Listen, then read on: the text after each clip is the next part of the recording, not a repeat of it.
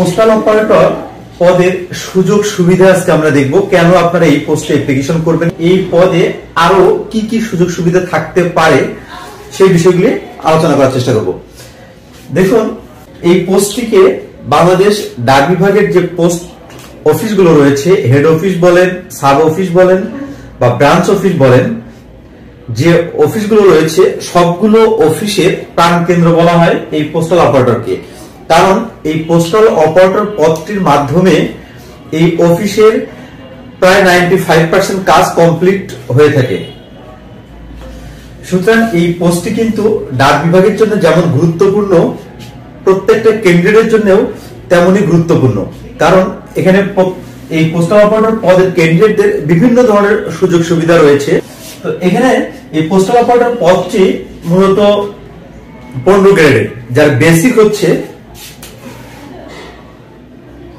Grade হচ্ছে 15 এবং basic salary হচ্ছে ৯৭০০ থেকে ২৩,০০০ সামথিং।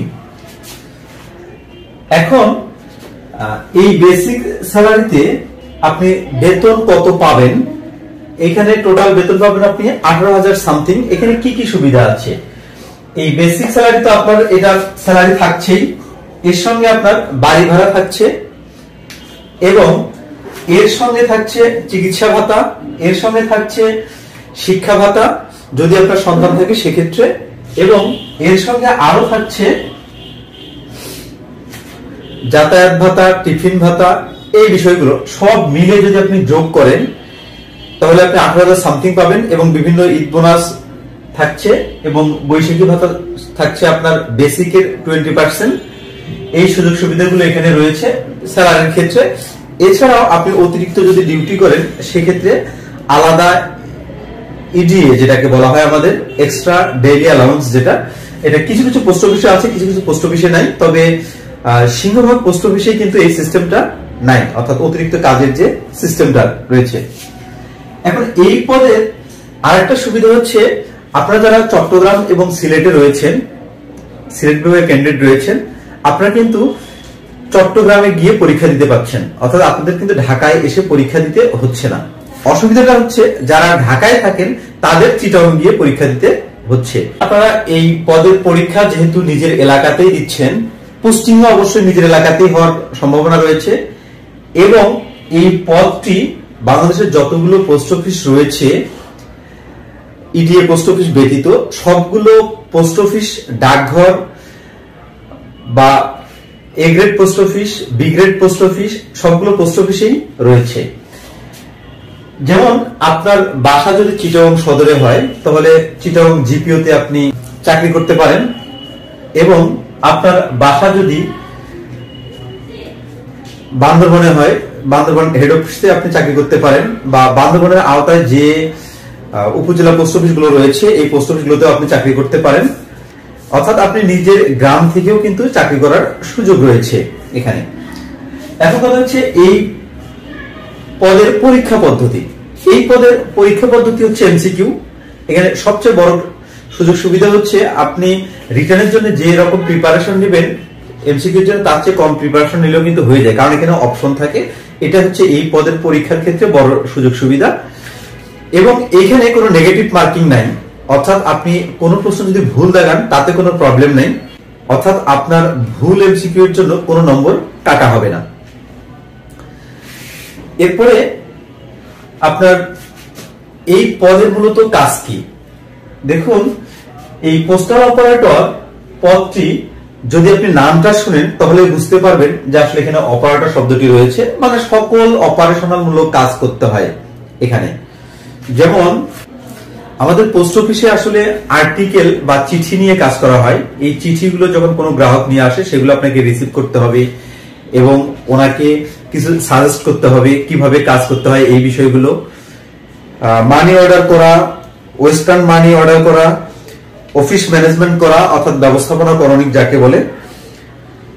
এছাড়াও রয়েছে অনলাইনের মাধ্যমে কোনো আর্টিকেল ট্র্যাক করা, পজ মেশিনের মাধ্যমে কোনো আর্টিকেল রিসিভ করা এবং কোনো আর্টিকেল গ্রাহকের কাছে পৌঁছায় দেওয়া এবং পজ মেশিনে তার একটা নোটিফিকেশন আপনাকে দিতে হবে। এই কাজগুলো মূলত পোস্টাল অপারেটর করে থাকে। এছাড়া আরো গুরুত্বপূর্ণ কাজ রয়েছে, যেমন হচ্ছে সঞ্চয়পত্রের কাজ করা, বীমা করা, এবং এমব্রি ট্যাক্স, পাসপোর্ট, ফ্রাঙ্কলিন মেশিন, এই যে কাজগুলো, এই কাজগুলো মূলত করা। অর্থাৎ হচ্ছে আপনি পোস্ট অফিসের 95% কাজই এই পোস্টাল অপারেটরকে করতে হয়।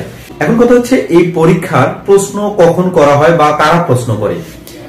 আপনারা জানেন যে 2021 সালের পূর্বে, এক্সাক্ট ডেটটা আমার মনে নাই, তো 2021 বা 22 সালের পূর্বে যে নিয়োগগুলো হয়েছিল তাতে বলা হয়েছিল যে কোনো অধিদপ্তর, পরিদপ্তর বা মন্ত্রণালয়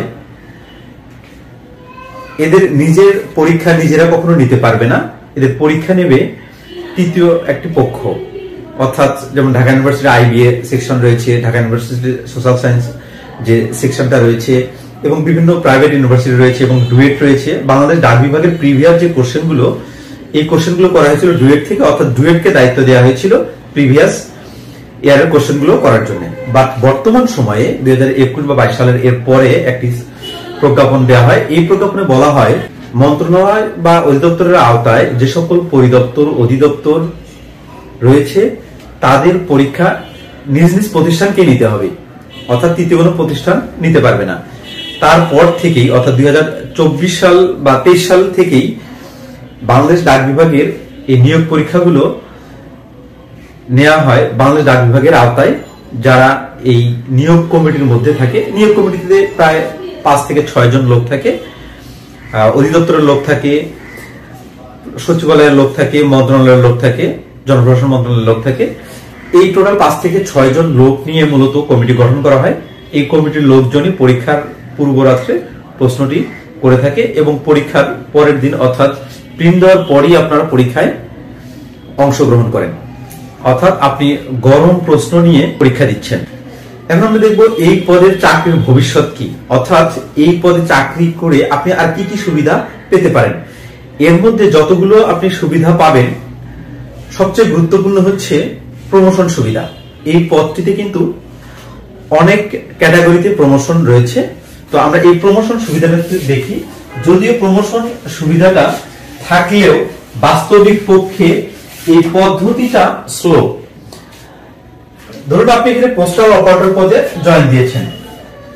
পোস্টাল অপারেটর পদে থেকে আপনি একটা অপশন হচ্ছে ইন্সপেক্টর,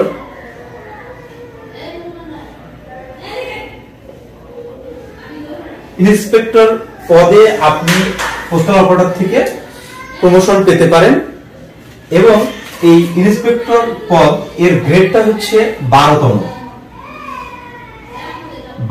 গ্রেড। এটি ইন্সপেক্টর পদে, অর্থাৎ পোস্টাল অপারেটর হচ্ছে আপনার 15তম গ্রেড। 15তম গ্রেড থেকে সরাসরি ইন্সপেক্টর পদে আসতে পারেন, তবে অবশ্যই ডিপার্টমেন্টে পোস্ট থাকা সাপেক্ষে।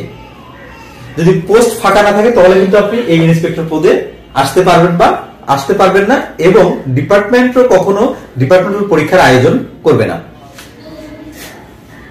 এরপরে আপনি এই পোস্ট থেকে বা এই অপারেটর পোস্ট থেকে আপনি কিন্তু আরেকটা পোস্টে আসতে পারেন, সেটা হলো উপজেলা পোস্টমাস্টার। উপজেলা পোস্টমাস্টার, এই উপজেলা পোস্টমাস্টার এইটা হচ্ছে আমাদের 13 গ্রেড। এই পোস্টটা হচ্ছে 13 গ্রেড, তার মানে 15তম গ্রেড থেকে আপনি 13 গ্রেডেও আসতে পারেন। এখন ইন্সপেক্টরের পরের যে প্রমোশন সিস্টেমটা, এখান থেকে আপনি সুপার পর্যন্ত হতে পারেন, সুপার। এরপরে আপনি যদি আপনার চাকরির বয়স থাকে এবং পদ ফাঁকা থাকে, সেক্ষেত্রে আপনি এপিএমজি। এই এপিএমজি এটা হচ্ছে 9ম গ্রেডের একটা চাকরি, 9ম গ্রেডের একটা চাকরি। এর পুনরূপ হচ্ছে অ্যাসিস্ট্যান্ট পোস্টমাস্টার জেনারেল, অর্থাৎ সহকারী পোস্টমাস্টার জেনারেল। আমাদের যখন বিসিএস পরীক্ষা হয়, বিসিএস পরীক্ষায় যারা পোস্টাল ক্যাডার উত্তীর্ণ হন তারা কিন্তু সরাসরি এই 9ম গ্রেড এসে জয়েন দেন, অর্থাৎ এপিএমজি হিসেবে জয়েন দেন। এবং এই এপিএমজি থেকে আমাদের এই পোস্টাল অপারেটর যিনি রয়েছেন, ডিপিএমজি পর্যন্ত যাওয়ার সম্ভাবনা রয়েছে। তবে এই সম্ভাবনাটা 0.0000001% এ ধরনের। কারণ কোন এক সময় একজন বা দুইজন হয়েছিল, এই ইয়েটা আমরা জানি, ভবিষ্যতে হবে কিনা এটা জানি না। এই তো এই ডিপিএমজি গ্রেডটা হচ্ছে ষষ্ঠ গ্রেড, ষষ্ঠ গ্রেড। এটা হচ্ছে একটা সিস্টেম, এভাবে আপনি আসতে পারেন। এবং ডিপার্টমেন্টাল ক্যান্ডিডেট থেকে আপনি জুনিয়র অ্যাকাউন্টেন্ট পদের নাম হচ্ছে জুনিয়র অ্যাকাউন্টেন্ট, জুনিয়র অ্যাকাউন্টেন্ট এই পদেও আসতে পারেন। এটা হচ্ছে 11তম গ্রেড, 11তম গ্রেড এটা জুনিয়র অ্যাকাউন্টেন্ট। তার মানে এই পোস্টাল অপারেটর পদ থেকে আপনি জুনিয়র অ্যাকাউন্টেন্ট এই পদেও আসতে পারেন। তবে পদ ফাঁকা থাকা সাপেক্ষে এবং ডিপার্টমেন্ট যদি আপনার পরীক্ষার আয়োজন করে দেন আপনি এই পদে পরীক্ষা দিয়ে আসতে পারেন। এবং এই পদে আপনি যে পরীক্ষাটি দেবেন এই পরীক্ষাটির নাম হচ্ছে P&T অ্যাকাউন্ট সার্ভিস পিও পার্ট 1। এবং এইখানে আপনি 5 থেকে 7 বছর চাকরি করবেন। চাকরি করার পরে আপনি জুনিয়র অ্যাকাউন্টেন্ট থেকে আপনি এখানে আসতে পারেন সিনিয়র অ্যাকাউন্টেন্ট, সিনিয়র অ্যাকাউন্টেন্টও আসতে পারেন। এবং জুনিয়র অ্যাকাউন্ট থেকে যখন আপনি সিনিয়র অ্যাকাউন্টেন্ট পদে আসবেন সেক্ষেত্রেও আপনার P&T অ্যাকাউন্ট সার্ভিস পিও পার্ট 2 এই পরীক্ষায় উত্তীর্ণ হতে হবে। হওয়ার পরে আপনি এই পর্যন্ত আসতে পারবেন। এই পদের পরে সিনিয়র অ্যাকাউন্টেন্ট পদের পরে আর আপনার প্রমোশন যাওয়ার কোনো সুযোগ নাই, মানে এই পর্যন্ত এই পদটি স্টপ হয়ে যাবে। অর্থাৎ এখান থেকে আপনাকে চাকরিতে রিটার্ন করতে হবে। আবার পোস্টাল অপারেটর পদ থেকে এখানে সর্বোচ্চ আপনি পরীক্ষার মাধ্যমে ডিপিএমজি পর্যন্ত আসতে পারেন। আর একটা সিস্টেম রয়েছে, সেটা হচ্ছে পোস্টাল অপারেটর পদ থেকে উপজেলা পোস্টমাস্টার আপনি হতে পারেন ডিপার্টমেন্ট যদি পরীক্ষার আয়োজন করে সেক্ষেত্রে। এইখান থেকে পোস্টাল অপারেটর পদ থেকে আবার আর একটা অপশন হচ্ছে যে আপনি যদি এইখানে পোস্টাল অপারেটর পদে ধরুন আপনি এই প্রমোশনগুলো আপনি পেলেন না, তাহলে আপনার প্রমোশনের কি হবে? পরীক্ষাও টিকলেন না, বা ডিপার্টমেন্ট পরীক্ষার আয়োজন করলো না, বা পদও ফাঁকা হলো না, তখন আপনি কি করবেন? তখন হচ্ছে লাস্ট ধাপ হচ্ছে এইটাতে কিন্তু অবশ্যই আপনার প্রমোশন হবে। তবে পোস্টাল অপারেটর পদে যদি আপনি খুব ভালোভাবে, আপনার যদি ডিপার্টমেন্টের কোনো শাস্তি না থাকে, বিভাগে কোনো শাস্তি না থাকে, বা বিভাগে কোনো তিরস্কার না থাকে, তাহলে আপনি পোস্টাল অপারেটর থেকে 10 বছর অ্যাটলিস্ট 10 বছর চাকরি করার পরে আপনি এলএসজি বা এটাকে বলা হয় লয়ার সিলেকশন গ্রেড, এলএসজি বা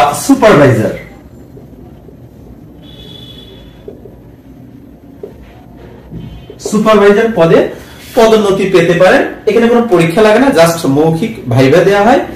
এবং আমাদের যারা যে সার্কেলে রয়েছেন ওই সার্কেলের প্রধানগণ এই মৌখিক পরীক্ষাটা নিয়ে থাকেন। সিনিয়রিটির ভিত্তিতে এই পদোন্নতিটা দেয়া হয়। এরপরে আপনি এই সুপারভাইজার থেকে যদি আপনি 5 বছর খুব ভালোভাবে চাকরি করেন, ডিপার্টমেন্টের কোনো প্রবলেম না থাকে আপনার সার্ভিস বুকে, সেক্ষেত্রে আপনি এইচএসজি একটি পোস্ট রয়েছে। উপরটা হচ্ছে লয়ার সিলেকশন গ্রেড, নিচেরটা হচ্ছে হায়ার সিলেকশন গ্রেড। এই পর্যন্ত আপনি আসতে পারেন। এবং এই এলএসজি পদ থেকে আপনার যারা পোস্টাল অপারেটর রয়েছেন তারা কিন্তু সহকারী পোস্টমাস্টার বা এপিএম এই পদটি নিতে পারেন যদি আপনি পোস্ট অফিসে থাকেন। যদি আপনি শর্টিং এ থাকেন তাহলে আপনি সুপারভাইজার হবেন।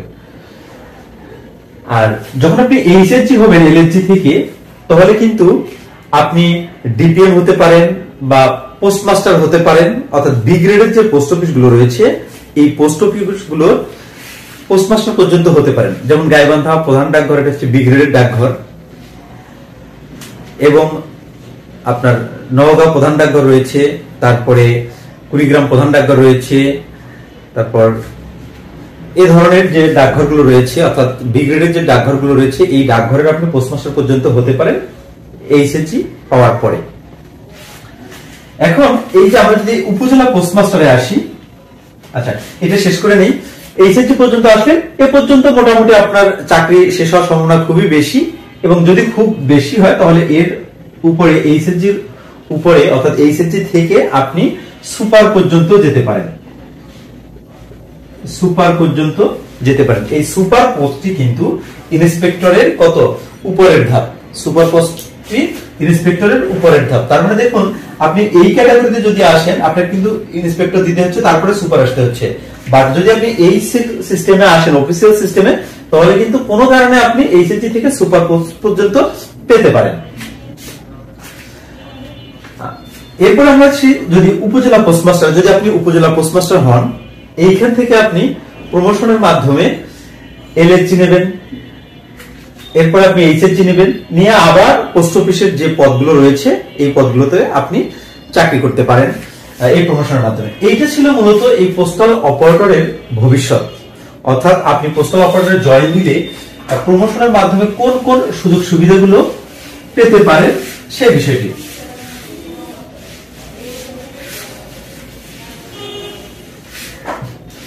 আশা করি পোস্টাল অপারেটর পদের বিষয়ে আরো কারো যদি কোনো কিউরিওসিটি থাকে, যে কোনো বিষয় হতে পারে, তাহলে আমার এই ভিডিওর কমেন্ট বক্সে যদি আপনারা কমেন্ট করেন, আমি ইজিলি এবং সঠিক অ্যান্সারিং দেওয়ার চেষ্টা করব, যেহেতু আমি বাংলাদেশ ডাক বিভাগের সঙ্গে যুক্ত আছি, এবং এই পদের খুঁটিনাটি যে কোনো বিষয় আপনি জিজ্ঞেস করতে পারেন আমার এই ভিডিওতে।